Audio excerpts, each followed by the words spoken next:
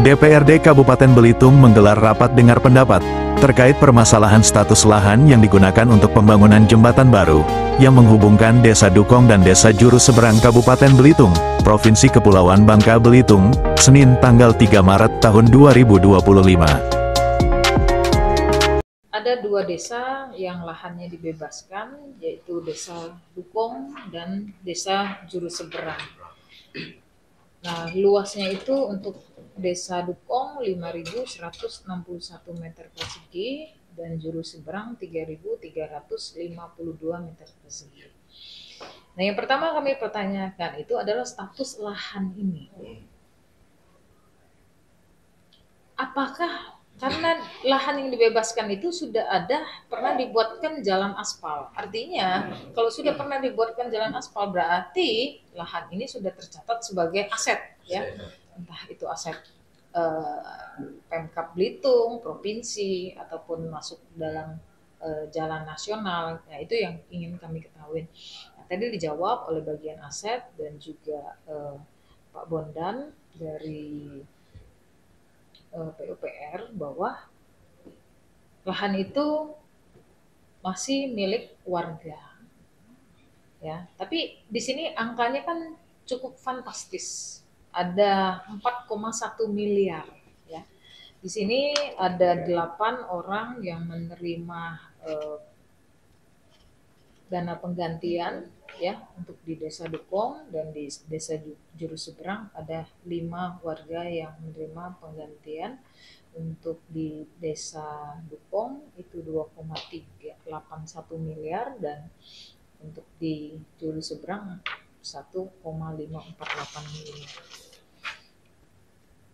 Nah, ada yang masih berstatus SKT dan ada juga yang masih yang sudah bersertifikat. Nah, tadi juga ditampilkan petanya. Jadi pembelian ini disesuaikan dengan berapa kebutuhannya. Jadi kalau sertifikatnya segini, kebutuhan segini, ya pemilik lahan itu bersedia untuk melepaskan seluas yang dibutuhkan untuk pembangunan jembatan ini.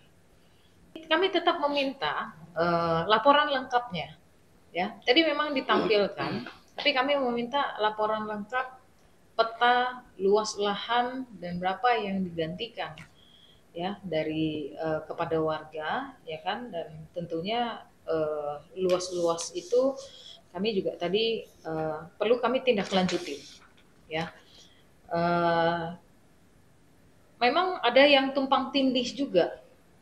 Nah, laporan dari PUPR Kabupaten Belitung mengatakan bahwa mereka yang tumpang tindih itu tidak dibayarkan. Artinya ada SKT yang timbul menimpa sertifikat.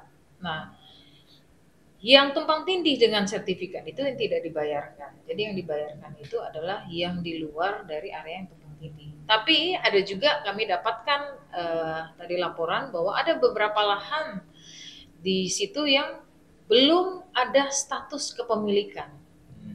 Nah, ini tentu juga akan kami kawal. Artinya ini hanya kami baru menggali informasi, ya kan? Dan tentunya kami juga akan menindaklanjutin sampai sejauh mana. Karena kalau status lahan ini tidak jelas, ya kan? Tentunya proses pembangunan jembatan tilang ini juga tidak akan berjalan, bisa-bisa gagal, ya kan? Nah, kami tadi juga memastikan dengan Satker PJN Wilayah 2, gimana nih, sekarang kan banyak refocusing semua, ya, semua dana ditarik ke pusat. Nah, apakah masih ada dana untuk pembangunan ini, gitu, ya? Nah, kalau ternyata di refocusing nggak jadi juga, wah, berarti kecepatan kita ini menganggarkan untuk pembelian lahan ini.